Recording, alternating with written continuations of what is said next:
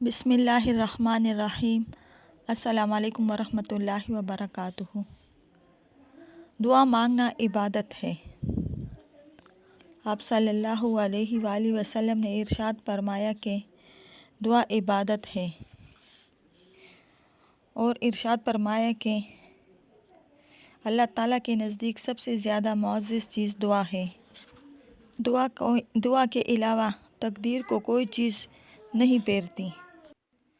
اور ارشاد فرمایا کہ جس کو یہ بات پسند ہو کہ تنگی اور سختی کے وقت اللہ تعالیٰ اس کی دعا قبول کرے تو اسے چاہیے کہ فراخی کے زمانے میں وہ دعا کیا کرے۔ مصیبت کے زمانے سے پہلے ہی ڈرتے رہو، دوسروں کی مصیبت سے سبق حاصل کرو۔ نفس کا مزاج یہودیوں جیسا مت بناؤ کہ جب سر پر پہاڑ رکھ دیا تو اس وقت توبہ کر لی، اور جب پہاڑ ہٹا تو پھر نافرمانی شروع کر دی۔ یہ تو یہودیوں کا مزاج ہے کہ جب مصیبت آئی اس وقت اللہ اللہ کر لیا، سجدے میں گر گئے، اور جب مصیبت ٹل گئی تو پھر بدمعاشی شروع کر دی۔ یہ مسلمانوں کا مزاج نہیں ہے۔ ایک روایت میں ہے، سکھ میں اللہ کو یاد کرو، اللہ تعالیٰ تمہیں دکھ میں بھی یاد رکھیں گے۔ کہ غیرت کرو، کچھ شرم و حیا کرو، نعمتیں اللہ کی کھاتے ہو۔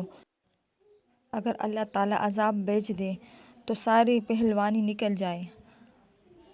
اگر گردے میں پتھری کا درد ہو اور پیشاب نہ اترے تو ہائے ہائے چلاتے ہو۔ اس وقت خدا یاد آتا ہے۔ ہم کیسے نالائق ہیں کہ خدا اس وقت ہم کو یاد آتا ہے جب مصیبت میں گرفتار ہوتے ہیں، اور جب اللہ تعالیٰ عافیت سے رکھے تو ہم کو اللہ یاد بھی نہیں آتا۔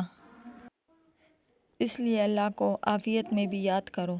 جب آرام سے رہو تب اللہ کو یاد کرو۔ تکلیف میں یاد کرنا اور عافیت میں بھول جانا اور گناہوں پر سخت نالائقی اور محروم القسمت ہونے کی بات ہے۔ یہ اتنا بدبخت ہے کہ اس کو آرام کی قدر نہیں ہے۔ جہاں ذرا سا آرام اور عافیت ملی بس گناہوں کو تلاش کرنے میں لگ گیا۔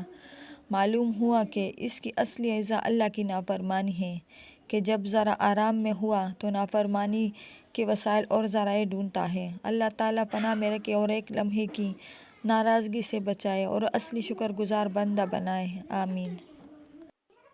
اور ارشاد فرمائے کہ دعا نفع دیتی ہے، اس چیز سے بلا مصیبت سے جو کہ اتری اور اس چیز سے جو کہ نہیں اتری۔ اور ارشاد فرمایا کہ اللہ تعالیٰ محبوب رکھتا ہے کہ اس سے مانگا جائے، اور بہترین عبادت کشادگی کا انتظار کرنا ہے۔ جو شخص اللہ تعالیٰ سے نہ مانگے اللہ تعالیٰ اس سے ناراض ہوتا ہے۔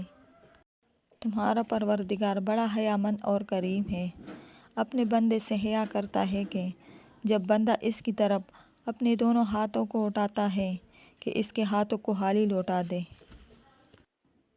آپ صلی اللہ علیہ وآلہ وسلم جس وقت دعا میں دونوں ہاتھ اٹھاتے تھے تو ان کو نہیں رکھتے تھے جب تک اپنے چہرے پر نہ پھیر لیتے۔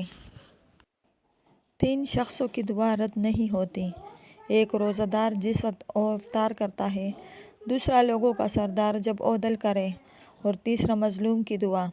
اللہ تعالیٰ اس کو بادلوں سے اوپر اٹھا لیتا ہے اور اس کے لیے آسمان کے دروازے کھول دیے جاتے ہیں، اور اللہ تعالیٰ فرماتا ہے میری عزت کی قسم میں تیری ضرور مدد کروں گا اگرچہ ایک مدت کے بعد ہو۔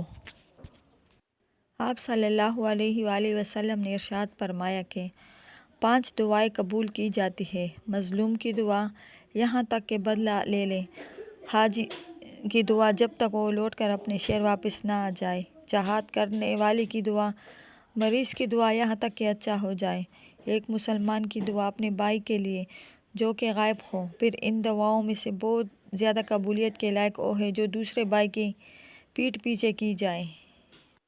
مظلوم کی دعا، مظلوم کون ہے اس کو بھی سمجھ لو۔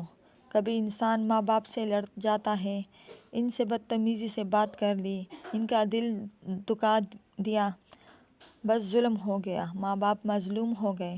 دل کا دکھانا، دل کو ستانا، اسی کا نام ظلم ہے۔ اس سے ساری عبادت ناس ہو جاتی ہے۔ ایک بڑھیا رات بھر عبادت کرتی تھی اور دن بھر روزہ رکھتی تھی، مگر زبان کی نہایت خراب تھی۔ سارا محلہ اس سے تنگ تھا۔ آپ صلی اللہ علیہ وآلہ وسلم نے فرمایا، یہ عورت جہنم میں جائے گی۔ اب عورتیں اپنے عمل کو دیکھیں جو شوہروں کو ستاتی ہے، اور وہ مرد بھی اپنا جائزہ لے جو ذرا سی بات پر بیوی کو ستاتے ہیں اور اس کی آہ لیتے ہیں، حالانکہ وہ بیچاری نمازی بھی ہے، تلاوت بھی کرتی ہے، مگر پھر بھی ستائی جا رہی ہے۔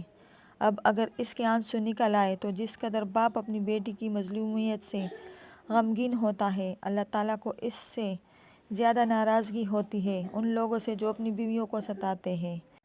اللہ تعالیٰ ہم سب مسلمانوں کو برائی سے بچائے اور سیدھے راستے پر چلنے کی توفیق عطا فرمائے، آمین۔